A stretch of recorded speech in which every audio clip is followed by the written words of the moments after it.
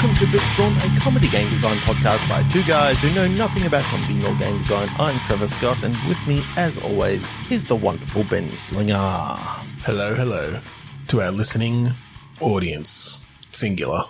Singular audience. It's just you. It's just you. We know who you are. Thanks for listening. What are we doing this week, Trevor? On some more Click Pitch Garage. Yeah. What is Click Pitch Garage, you say? Ben, why don't you take that away? Sure.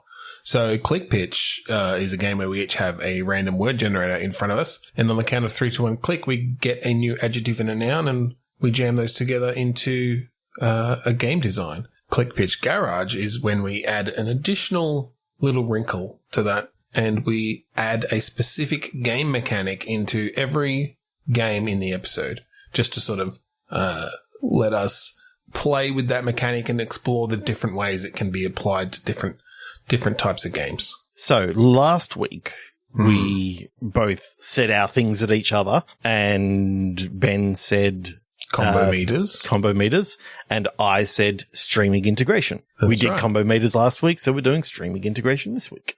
That's right. And so by streaming integration, for those who might not know, and to be honest, I haven't had a ton of experience with this because I'm not a big Twitch watcher or anything like that. But streaming platforms like Twitch have APIs and the ability to essentially have actions and comments and different things from the watching and listening audience come into the game and actually have an effect on the game. They basically integrate in so the game can respond to messages and to different things. I think you can even create like buttons on the screen and different stuff with Twitch and with a few other things. So yeah, it can get quite in depth. There's a few things that I've seen out there that people have put into games like Link to the Past and all that sort of stuff, where it's actually fully linked in so that people can say they can it's fully Zelda'd in. Fully linked to the past in they can say reduce to 1 heart, and they immediately get reduced to 1 heart for 30 seconds, and that's some of the stuff that already exists. Often the ones I've seen will be around voting for particular effects, so that obviously if you've got 10,000 people watching, you can't have every person having some level of control, and so it might be certain moments come up and the players can vote, or just as the game goes along, you can sort of put in commands which in aggregate will then have an effect. But we'll just, whatever sort of integration essentially from a watching audience could come into our games today, and we'll play with that. Yeah. So 3, 2, 1, click. Yeah. Rampant ambiguity.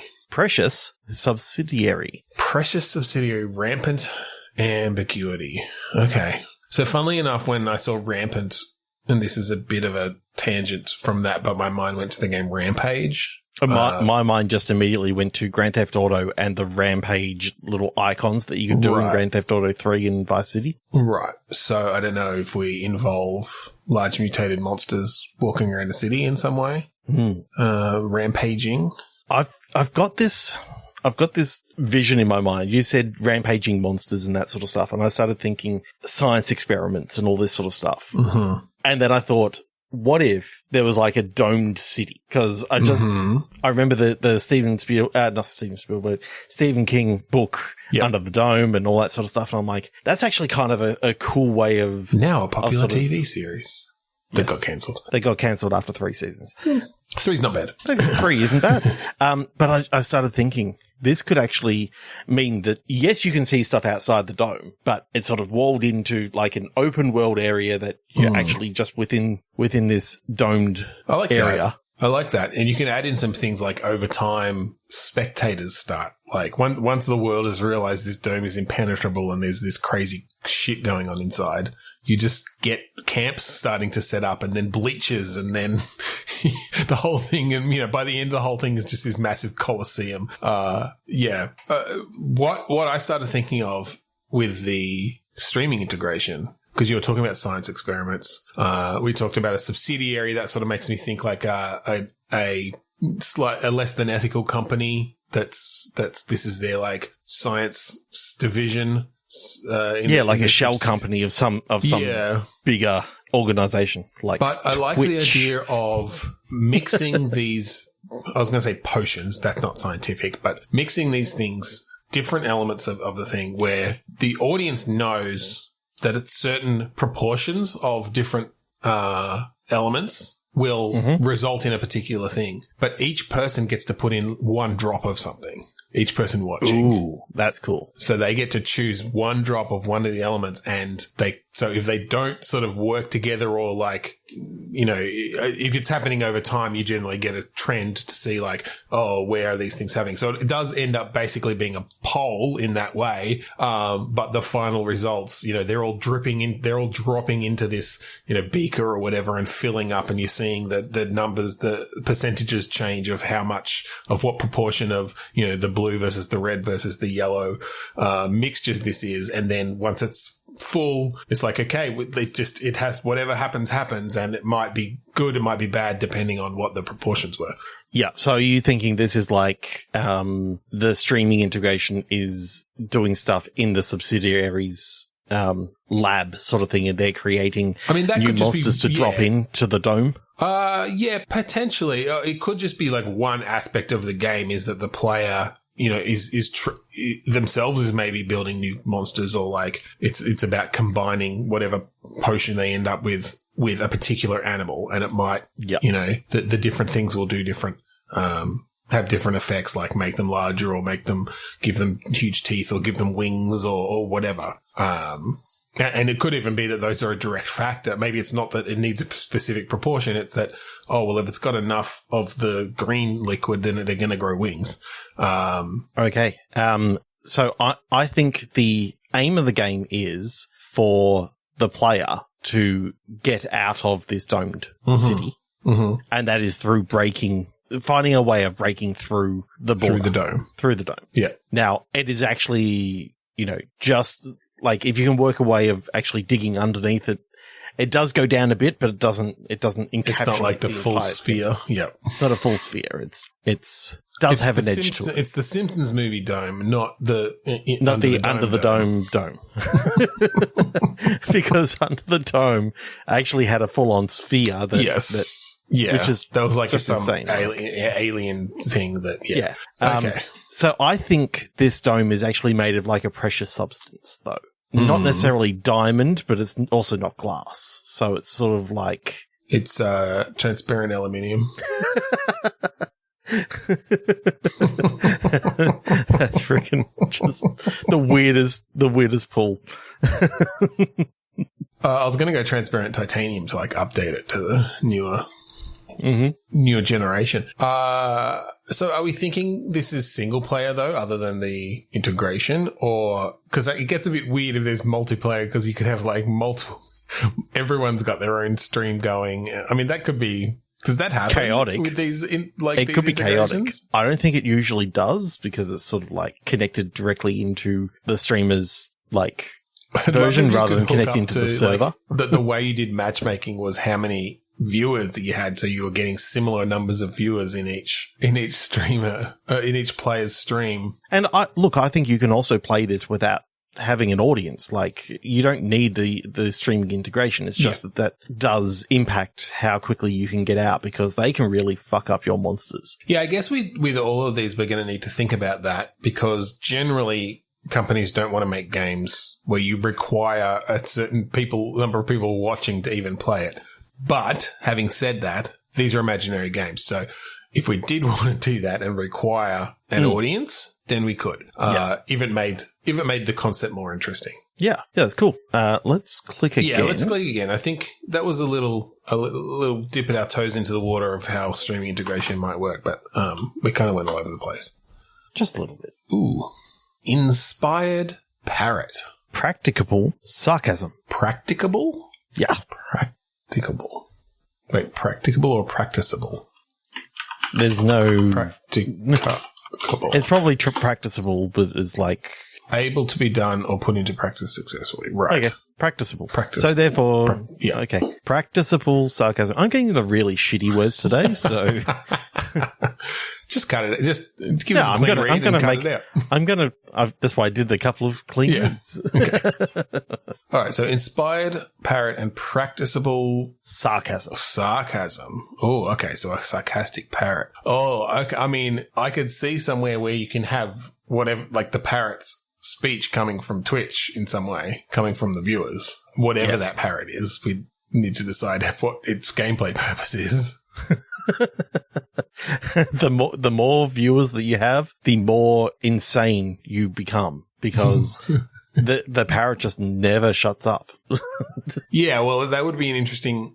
I wonder if you'd have to vote on, like, if the players would, the audience would have to vote on what it says or something, like, or you could have someone, put forward an option. I want it to say this, and then it has to get a certain number of votes for it to go through or something. Because yes, again, you don't want 10,000 viewers all giving you things to say.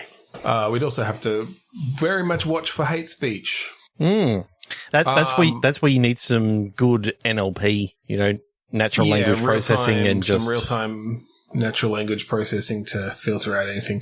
Yeah, for sure. That we're not going to worry too much about that aspect of it. We're going to pretend that's solved, whether that's by some real-time that NLP was solved in 2022, or just banning every single bigot. Because they're both very difficult tasks. So, what is this parrot? Let's say we've got a parrot. The audience can vote on what it says. Why? Okay, it's giving you clues as to where next to go. Okay, and so it's one of these things of you're the say apprentice of like this old salty sea dog sort of pirate guy. Yeah, he had an old parrot, and when he passed away, the parrot actually knows where something's buried or something like that. And the whole idea is that, you're trying to get to somewhere, but if people have control over the parrot, the directions on where to go could be totally screwed up. So one thing, and again, because I don't know how well the Twitch integration works, is there any way of giving the audience information that the player doesn't have?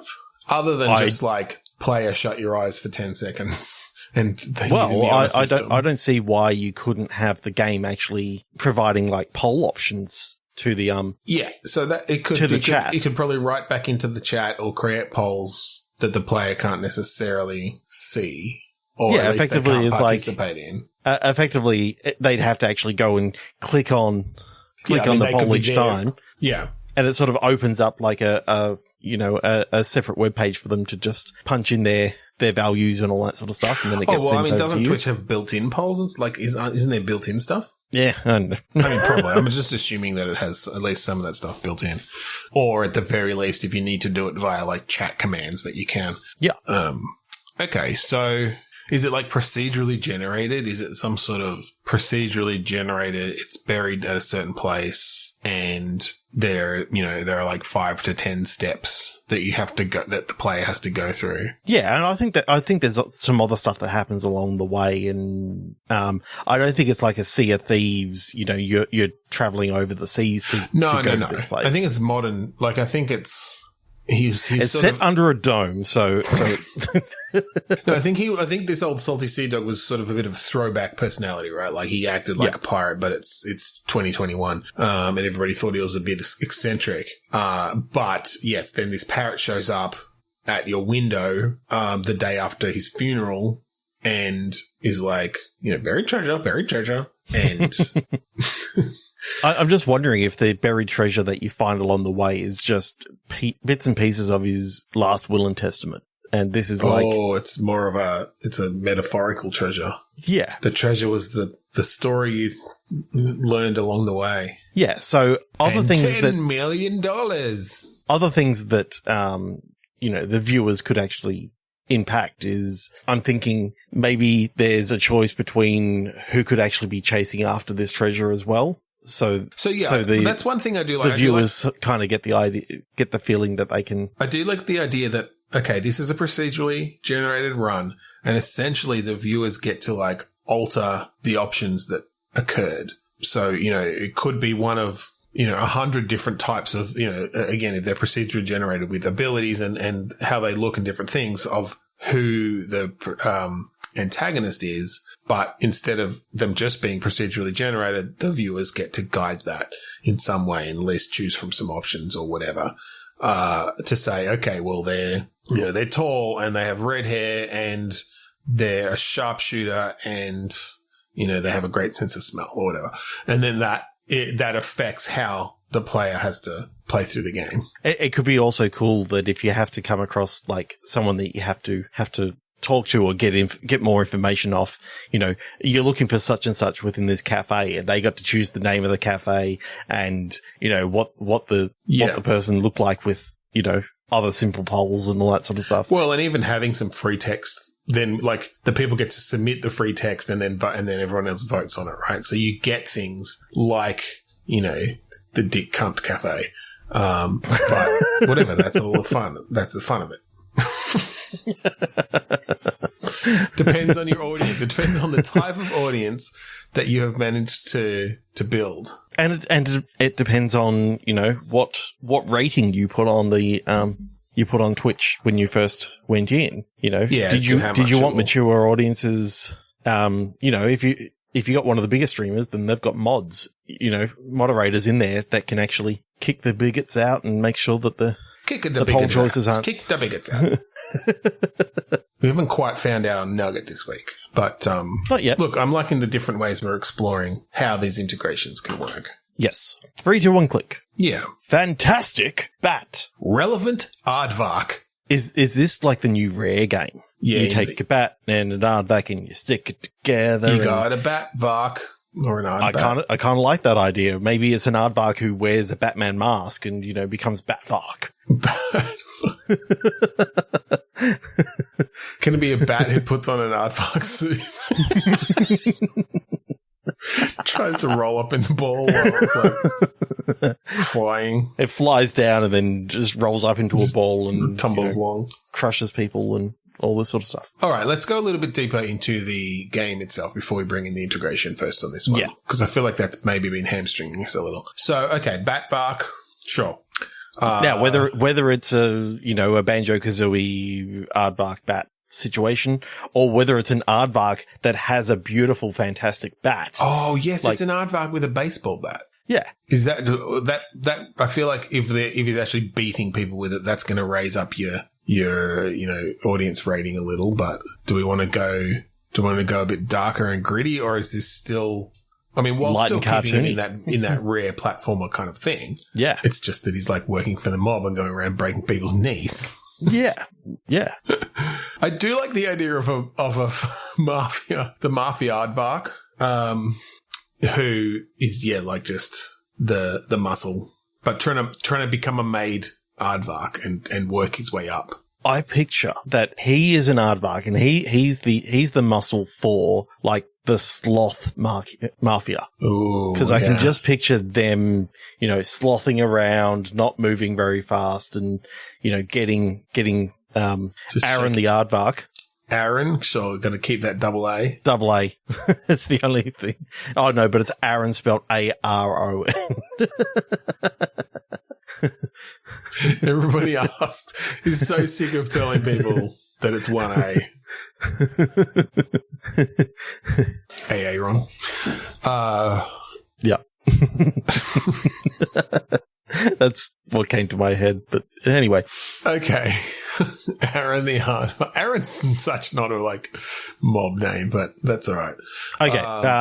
Artie, like Artie the Aardvark. It could just be Jimbo. It doesn't have to start with an A, but I guess if we're kind of still leaning into that cutesy cartoon alliteration. thing I mean, I love alliteration. Yeah. There's something. Arnie the Aardvark. Or Anthony. Okay, if we're going it's Italian mafia stereotypes, sure. Yep. Okay.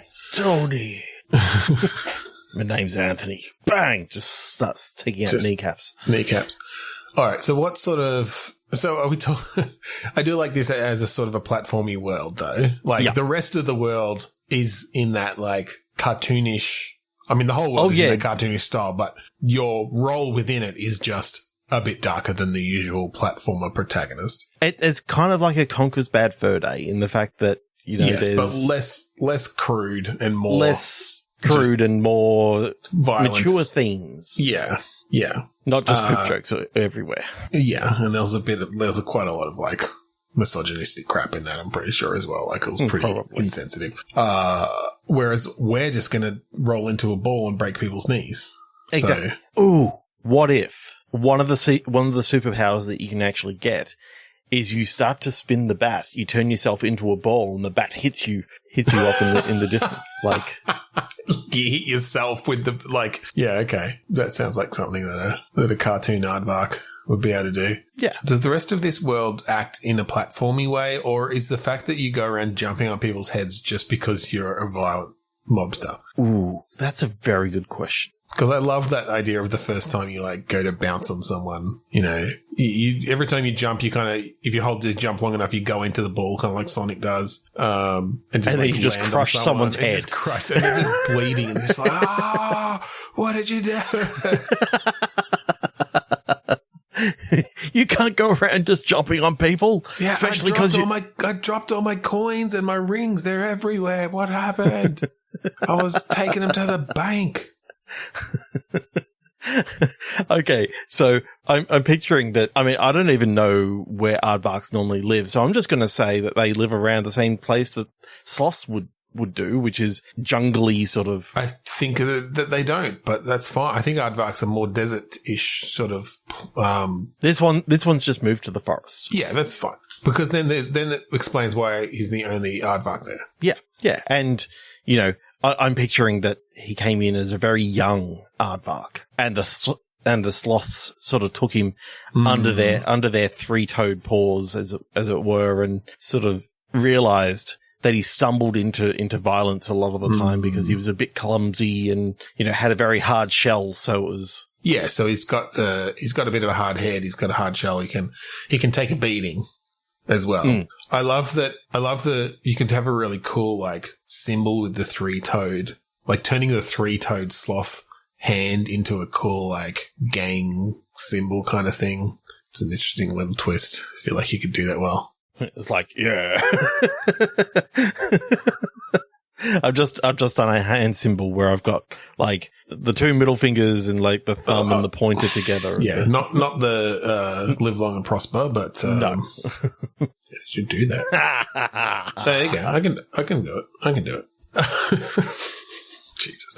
Okay, so I like that. That makes sense. You start off getting missions for the mob, essentially. Shake down someone over here. I don't think this is a built up sort of town sort of thing. I think all the houses and stuff are just built into the trees and stuff like that. So it's got that sort of mystical quality. Yeah, you're in a magical forest of whimsical creatures. Yeah, if you have to go down by the docks, you literally just go down near the river and there's this, sort of not quite built up area, but the beavers there have created a dam and all sorts of stuff. They started a dam or whatever, they're working on it, but they haven't paid their protection money, so you destroy the dam.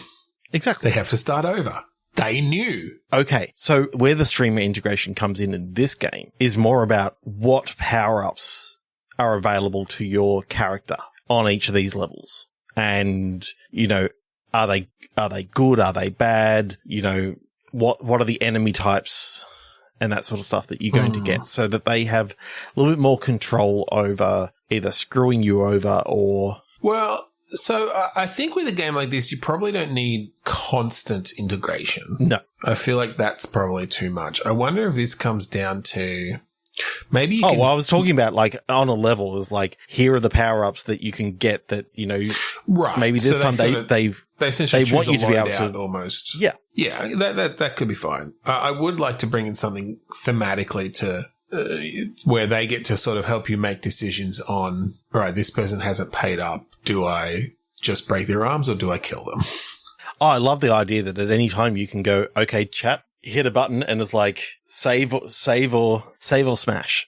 Yeah, and you just see the pole going up on either side. There's an interesting thing there about responsibility of violence and who's actually making a decision. It's well, the voices in my head told me to. Out of my hands. And I think if you go against what the audience says, you get penalized. Yeah. But I think, again, though, in-game, it's sort of the audience is essentially deciding what the organization wants you to do. And so if you go against that, then you get penalized by, the organization. Yeah. your higher ups or whatever. Sal the Sloth. Like he's right at the top. You know, he's this old grizzled mafioso sort of guy. I can just picturing, you know, him doing that sort of Godfather drawl, and he's doing the very Italian hand movement, except it's just because he literally has a sloth ball. Three fingers, and it's all he can do. That's cool. I almost want to bring in not quite the besties system, but like you want the hierarchy. I forgot about the besties system. The hierarchy there. We should just do an episode on the besties system. That's next week. Next week. Actually, maybe the week after, because next week will probably be Christmas. Oh yeah, we'll need to do a Christmas. Yeah. Oh no, the week after will be our game of the year, and but you know, a lot of the games of the year, a lot of the really popular games this year did have the besties system. It's really taken off. It may be our perfect one to come in. Just coincidentally, all the games may make use of that system. Yes, but our patented system, has nothing like the Nemesis system at all. Nothing to do. It's all about the best friends, not. We try to keep nemesis. Things non-violent. Yes. There are anti-besties, I think we had in that system, but that's more of a technicality sort of thing. Anyway, but for this game, I don't think we use that, but I do think you have the hierarchy, and I think you are moving up the ranks. And of course, like your reputation of whether you follow the decisions made by the players / organization obviously affect that. But there needs to be a balance there. There needs to be a reason why you would sometimes go against that. And whether that's just because if you're surrounded, and if you kill them, then you know that you're going to be attacked and you might not survive, or that you might get more money for letting them go, or Yeah. I was just wondering whether we want to bring in like a Sleeping Dogs, if you remember that game where you were actually having to work undercover in that and keep both sides sort of happening. Maybe partway through the game you get approached. What sort of animal are the police mostly? I mean, like some sort of big cat. I mean, wild pigs. Yeah, I mean, a wild boar. It's a bit on the nose, though. That's a bit on the nose. It's a bit on the snout. I smell bacon. You know, it's like. Let's just run with it. Cool. I think let's go again. Click again. Okay. Click. Landed teacher. Tall resemblance. Okay. I'm thinking of something around the features on the face. I was going to say some sort of Guess Who situation. I don't know that the actual gameplay is anything like Guess Who, but I do like the idea of the audience essentially getting to have some say in facial features of someone that you're trying to recognize. Mm-hmm. So maybe it's something to do with a substitute teacher coming into the classroom. Ooh, what if it's like, if you remember Spy Party, how like you could have, you know, someone physically walking around and, you know, trying to blend in and all that sort of stuff. Yep. What if it was one of these things where your Twitch team could actually, or your, you know, Twitch viewers could choose what your target looked like and gave you were able to choose what vague clues they handed to you at what time. You just made me think of something a bit different. Yeah. But what if there was Spy Party mechanics, except there was no indication on the screen of who the player was controlling? So it's literally the Twitch audience does not know who the player is. Oh, because they can't see the player's controls, right? All they're seeing is what's on the screen. And so if the player is controlling their character well enough, they know who they are just by looking at the screen. Then there's something to do with like the Twitch audience guessing and figuring out who that is. I don't know. I just like that general idea. I feel like that could be a fun little thing of a game specifically designed on sort of Spy Party, except the sniper, essentially. Sniper, it wouldn't have to be a sniper in this case, but is the audience. Yeah, I mean, effectively it's Twitch plays Spy Party. And yeah, I guess so. Yes. I'm now picturing that they're like left a bit, left, up, left. Well, no, I think it would have to be a bit different. I think it would have to be a fixed camera, and you're not necessarily trying to snipe them. I think it's more about trying to figure out who they are for whatever other reason. I guess the only challenge is how do you even let the player know who they are? Other than that's the one that starts responding to their controls. Well, it's sort of like if you think about, say, a VR game where you can actually be in there, you've got your own view, but what you're actually displaying to the people is just like an overview of the party. Right. That's interesting. I guess you could just have the actual Twitch view be a subsection of the screen as well, right? Yeah. It doesn't have to be in the middle of the, it can sort of give an overview of the whole party and all this sort of stuff. And it's just. Well, but I'm saying, are you saying that then, like. Because you don't want it, sort of going back and forth and all this sort of stuff. Or occasionally it just switches between different security cameras. Oh, yeah. What I was saying though is maybe that you only broadcast a partial section of your screen, right, to Twitch. So the player has more information than the Twitch. Yeah, I was just saying that it kind of like when you're playing certain games like what's it called? Keep Talking, No One Explodes. It never showed what was on your headset to the audience. It showed it like a totally different screen, which just had the manual and stuff. Yeah. So you can show like a separate camera. Right. Gotcha. And that kind of makes a little bit more sense for that disconnect that you were talking about. Right. So you're saying you show the Twitch audience something completely different than what the player. So the player is controlling it just like maybe a normal third person kind of view. Or a VR. First person view like VR. I think it'd be really hard in VR because if you're actually tracking hand movements and stuff, like that's really hard for AI to emulate if you're trying to hide amongst AI players. I think that's if you actually have, the actual hands being. Yeah, I guess it could more just be that the hands are like you're saying, okay, you're pointing at something to pick up and the AI does. Yeah, I guess you could do that. You essentially need to make it that any visual representation of the player's choices are made in the same way as if an AI had chosen to do it. So.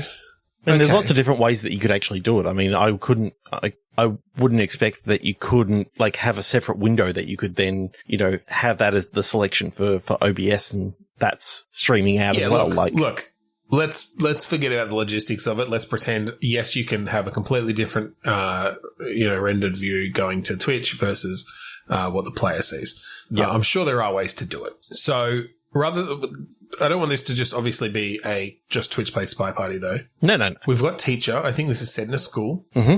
And I do like the idea of sort of seeing through security cameras in that way. Ooh, I like the idea now that you said teacher. And I forgot that was one of our words. Effectively, the Twitch audience are the teacher. Oh, okay. And you're a student? And you're a student and you're being naughty. So essentially your goal is to get away with as much stuff without your Twitch audience teacher catching realizing which one of the 25 students is you. That's interesting because I think you'd still want the AI students to play up sometimes, obviously, because you can't be the only one passing notes or throwing paper airplanes or whatever. Do you then have specific goals that as the player that you need to get away with, or is it just get away with as much as you can? Some of your goals could just be feed the goldfish. It could be, take Harry the turtle out for a walk. I feel like there needs to be though a narrative reason or an in-game reason of why the teacher cares about a specific student, which is you. Like, why does that teacher need to identify someone in the class? Rather than just the sort of meta idea of you're trying to figure out who the player is.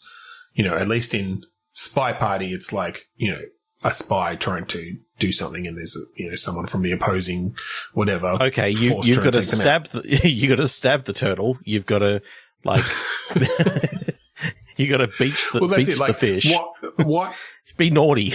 What reason I'm trying to think of why a teacher would come into a class and they're like, oh, okay, I need to figure out, who...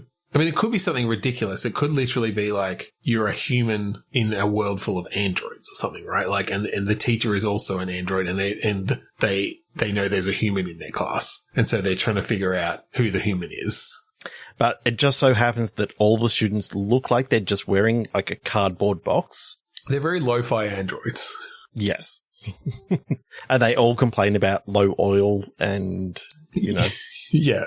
Despite the whole freezing up. Oil can. And sometimes you have to oil them. Yeah. All right. I think there's something there, but I don't think we want to go too much deeper on actually figuring out like where that idea sits. I do, yeah. That is a fun, interesting way. I like that idea of a different screen for the streamers. I think that's something we could play with a bit more too. So We'll see what comes next. Ooh, advanced mining. Artistic delight. Okay. So mining made me think of some sort of Minecraft-ish or like oxygen not included base building situation. Yep. What was yours? Delight. Artistic delight. Okay. There's something about like Minecraft creative mode where you're trying to like build something, somewhat artistic or that sort of stuff. But Minecraft already exists, so you could do something. Try to take mining somewhere else. You could do something where, because you're right, mining in that way leads to that sort of game where it's around it's around finding materials and crafting with them. You could definitely have like an art-based crafting game like that where you're mining for paint. Not specifically mining for paint, but like you need to find the right bugs to crush up, or you need to find the paint vein.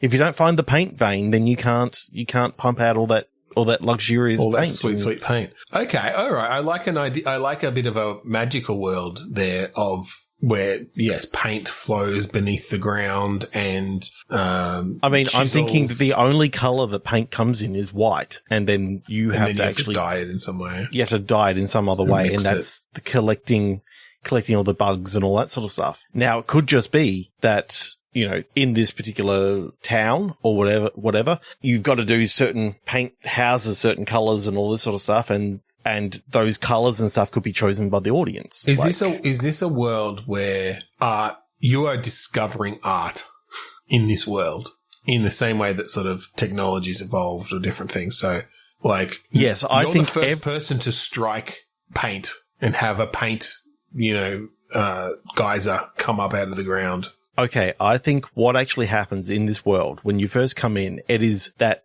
grey default texture. Mm-hmm. When you open up a Unity world. Okay. And when you strike paint, like it all sort of slops down and, paints it white. And it's like, oh, this is like a really bright color. And then you crush a bug and it's got like this other sort of color. And as you start doing this stuff to the world. The challenge with that is like, why does that bug have color in it if everything was gray before? Or, how do you, I do like the idea of sort of filling in this world. It all comes from underground, so it's like when you break in, when you start mining and right and that sort of stuff. Break into like the color caves. Yeah, and that starts infecting different parts of the world. And what different sort of art could we bring into this world? Because like obviously painting is not the only kind of art. Sculpture is obviously something. So are there ways to you perhaps crafting tools, chisels, hammers? To be able to then craft areas of rock into nice shapes. Sculpture's really, really easy. It's one of the easiest things. You have a block of something and it's already got the thing inside it. You just got to remove all the things that aren't the thing. Away. Yeah. Anyone can do that. I don't get why it's so hard. It'd be so easy to put into the game because you've already got the model there that you want it to be. You just chisel away all the stuff that isn't that model. And yeah, when I do 3D art, I start with a huge block cube with a million subdivisions. Yep, default cube with a million subdivisions. Then you take away the vertices, and then there's no faces left, so it just looks like nothing because they're not voxels. Oh, that's where I kept on getting it wrong.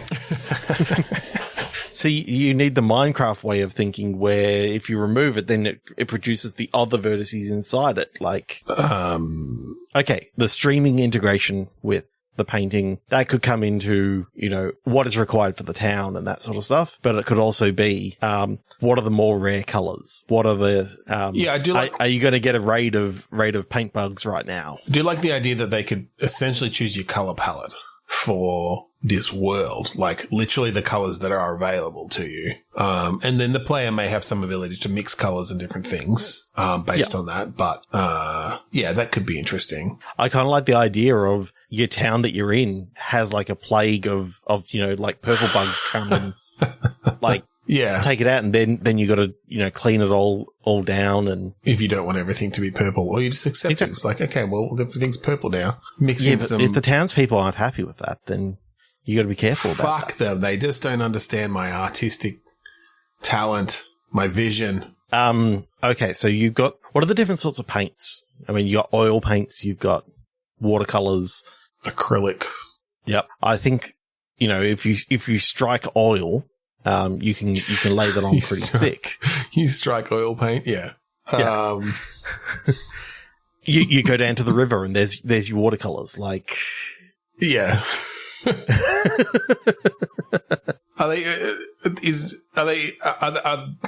Again, do they start playing? Because, I mean, watercolors without the color bit is just water, so it would just be a regular river. But you mix but some once of that, you start mixing in the bug juice. Yeah. Yeah, you get your colours. It gets slightly more washed out, but it's that's just watercolor for you. And then you run, when you get deep enough into the cave, you run into the race of people who are doing performance art, and that the towns are really not into that. So you have to use the mime caves are the worst. The mime caves. It's filled with Mr. Mimes. Just in a completely open area, but they keep miming the walls and not leaving. It's not even a cave. They're just on a hill. And it's all Mr. Mime because it's a Pokemon game now. It's just turned into a Pokemon game. No, fuck that. 3, 2, 1, click. Sincere power. Educated Ray. Is this Ray from the rave last week? I was thinking, do I click again? But I'm like, no, we can take Ray in a different we can take Ray in a different direction. Well, and we've got power, so it could be something about like solar sun rays, I've just, something that you just said then, I pictured in the middle of a town, like they're wondering where all these solar rays are coming from. And they were thinking, are they actually coming from the sun? And it's like, no, there's a fountain in the middle of the town that is just sparking off all these rays.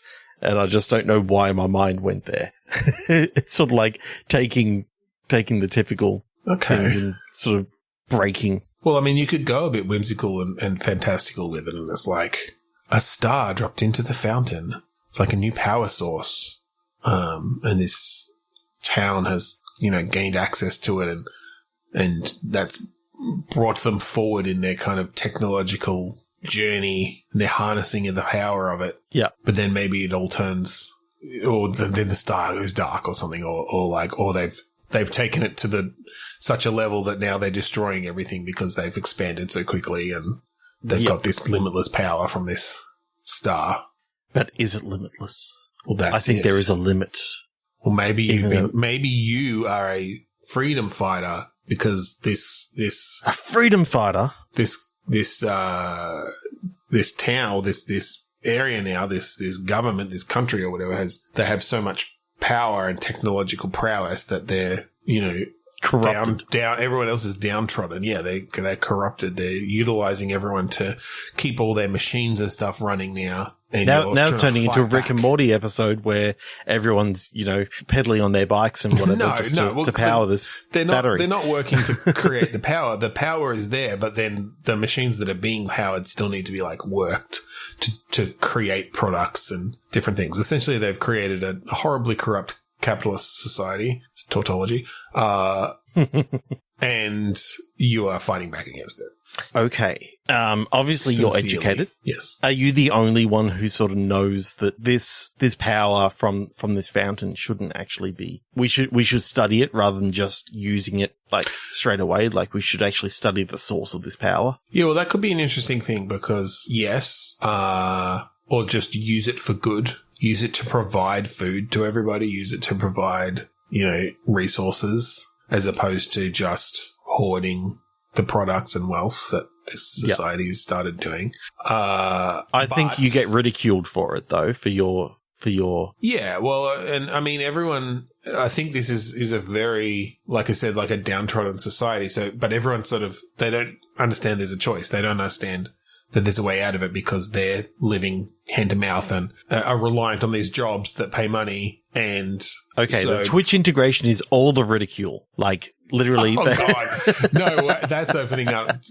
We're like, okay, here's a game that is an allegory for the real world and how capitalism is bad. And you are going to get to play the assholes who ridicule the player. It's like, you're not going to find, you might as well just be back on Twitter. It's called Fountain of Real. For the streaming integration, I'm not sure. What sort of game is this? Is it, because we've done a lot of world building, are we just thinking kind of an action adventure or puzzle game, perhaps, like a puzzling sort of third-person puzzler almost, of breaking your way in and finding your way through these facilities? I do like a bit of stealthy stuff. I do like a bit of just action adventure, going through the areas like you were sort of saying. I think what you could actually have the Twitch streamers or the whatever streamers, the viewers doing is potentially, turning off sections of like cameras and stuff for you and helping you along the way. I wonder if there's also an aspect of, as you build up this revolution, you get to start having followers and they're represented by the people watching. You get to use their Twitch handles and stuff. And that could be randomly generated, but then if a Twitch user becomes a follower, now they've got some extra power. Like, now they can vote on things, or now they can whatever. And the rest of the audience still has ways to then supplement that vote or whatever. But it's those people who get to make particular decision. Yeah, that's actually something I haven't really seen, where, a particular user that may donate some money and stuff could actually have some limited power for 5 minutes or something like that, where they can actually influence stuff in the game a little bit more. Yeah. Yeah, that's interesting. I think you can definitely implement that sort of thing where it's through payments. I think it's in like whatever the Twitch currency or something. Bits. But is it bits? Yeah. That could be interesting. And it could be like helping out. Like you said, turning off a camera or making a distraction or turning off the lights. I'm picturing sort of not quite a steampunk vibe, but and not quite retro futuristic. I'm sort of thinking like it's futuristic technology, but built in a sort of naive, like, that's not the word I'm thinking of, but, a basic way. Yep. Very simple technology, but then it's powerful, so it looks like it's just been a crude way. That's what I was thinking. Like, it looks like it's being kind of crudely put together and welded in weird spots or whatever, but then it's harnessing some of this star power, to do amazing things. I'm now wondering whether throughout the game you get sort of different objects that you can use to, like, detect pieces of this star. Because I think what's actually happened is it's sort of like been broken up and has been like stored here, there, and everywhere. But nothing really stops the rays from coming out. So you can sort of like put on these goggles and you see, there's a big concentration of these rays coming out of this area over here. And that gives you the idea of where to go next, or where they could be putting a lot of stuff. So maybe you want to build up to the big one. And you could definitely technobabble that a bit too. And it's like, okay, the first version of your glasses, because yes, the rays from this star are so powerful, they essentially like, overwhelm through everything, at least at some frequency. And so you can always see them. But it's like, now I've got I've developed a new lens to go over the top that it only shows me, star rays that have, penetrated through a human body. And essentially now I can see where all the guards are when I'm looking through this. You could do some cool stuff like that. Yeah. And I think the more that you actually collect, and I think you're just putting them into your backpack, like, they start being able to see, look, there's a big one coming our way. Right. Yeah. Well, I like that idea. You're literally putting these like super radioactive star pieces and super shiny star pieces into your backpack. But again, it's just this sort of, it is got a protective stuff, but it looks like a big, like, welding mask or something with the, you know, the sort of darkened glass in it. You can see just the light shining out of it. And, yeah, that's really cool. Okay, let's go for one more. Sure. One more to finish off the episode. Yep. Lying rumor. Dreamed physics. So I like the idea that this is a game sort of being played within dreams. And that explains why the Twitch streamers or the Twitch stream viewers have complete control over the physics. So they can put moon gravity or anything like that in play at any time, and it all makes sense because your character is dreaming and anything is possible. Okay. Where does the rumor and the lies come into it then? Because that made me think of some sort of social engineering, some sort of social deduction game or something. But I mean, I saw lies as in lying down. Okay. Because that kind of worked well with my dreamer with the physics thing. And I dream. Okay, lying down, sleeping. Yeah. Okay. So I didn't think of, because you only saw rumor and lies, you kind of connected those two together. Yes. Yeah, I kind of like this as an action platformer. I mean, all I've got in my mind right now is Keen Dreams, but with a little bit more like Twitch fuckery. Twitch fuckery. We've just coined a new term on this episode for when you have badly designed streaming integration where your players can fuck with you. Twitch fuckery. Yes. Okay, so are the players working against you or for you, or they're just they literally are just there to fuck with you? I think it's kind of like, I've seen a lot of streams recently where people love having their viewers come in to try and make it more difficult for make it more difficult, but it's more entertaining because it's like, so is this a like tough action platformer? It's like a Celeste or a Super Meat Boy or a VVVVV kind of situation. Technically it could be the easiest platformer in the world, but if you add Twitch integration into that and Twitch fuckery, it becomes the hardest in the world. Like, yeah.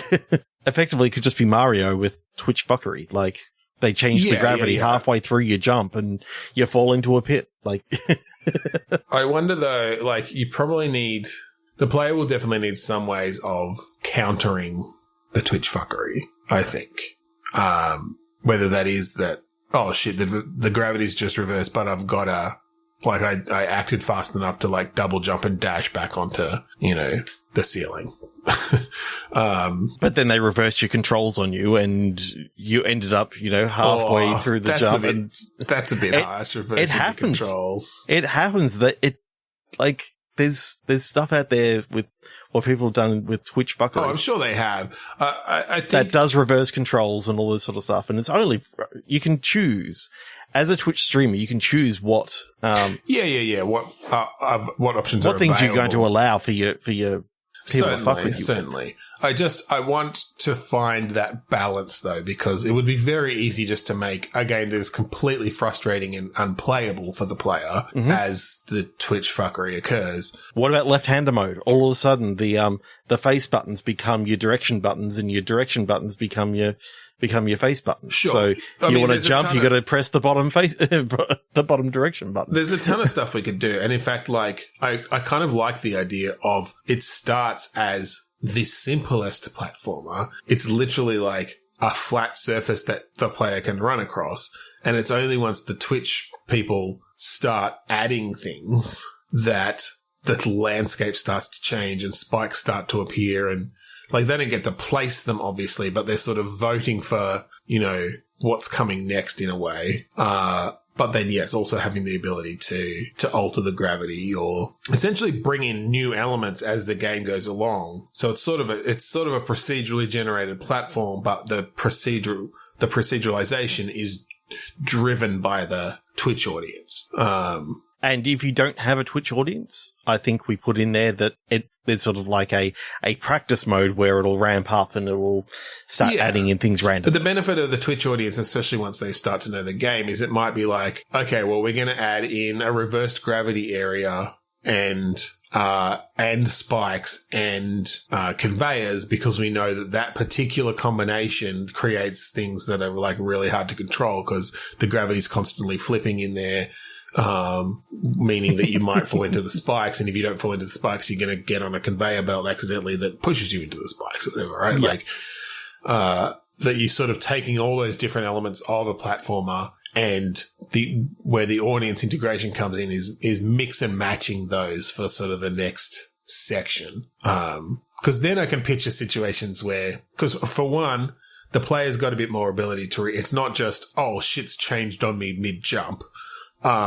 It's more, what am I coming up against next? Oh, shit, it's, okay, I've got some gravity stuff. It's like, oh, fuck, you put in, this type of monster in here as well that, like, they throw projectiles, so they're affected by the gravity, which puts them into, like, a much more difficult thing. And so it's more about the player reacting to, like, realizing what the audience is about to put them through for this next section, basically. Yeah. Yeah. And I'm imagining that, again, you could have this integrated into, if you've got something that you really want to get in, you can, put forward some money and you'll get added to a queue into the fact that you can now choose something that will automatically, get added or something like that. Yeah. And this sort of thing will work well for those like charity streams and different things. It's like, I'm going to play Twitch Fuckery, the video game for, 10 hours straight, and whatever you throw at me, I'll get through, and if you put more money in, then you get to choose. Yeah. Yeah, I mean, I'm just picturing that there's like a desert bus level,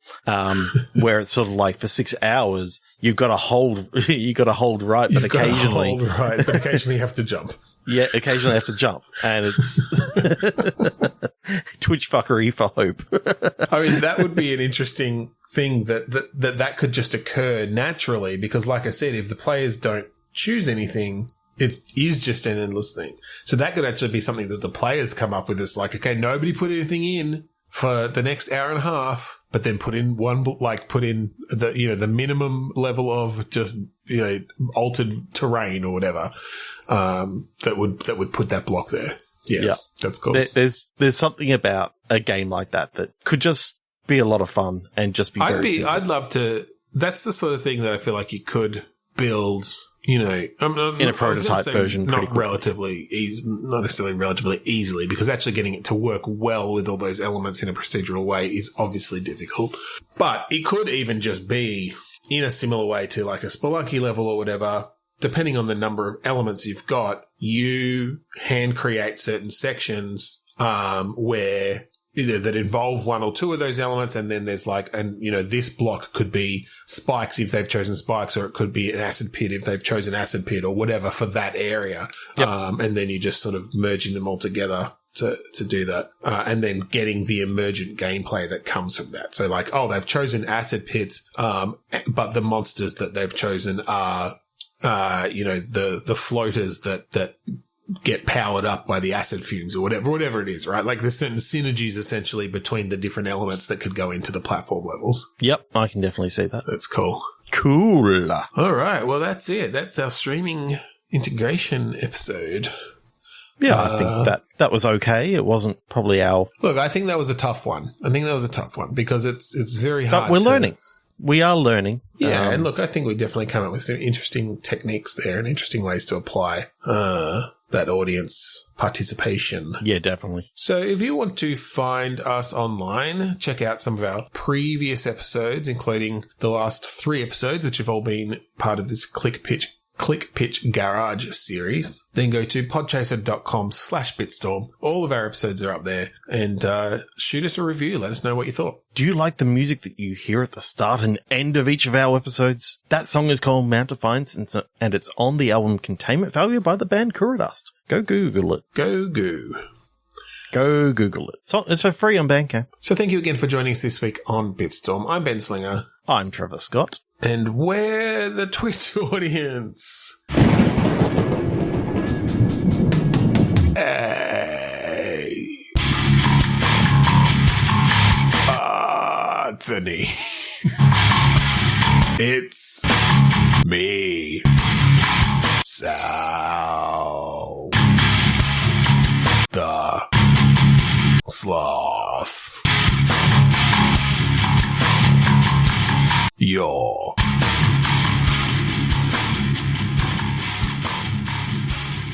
fucked.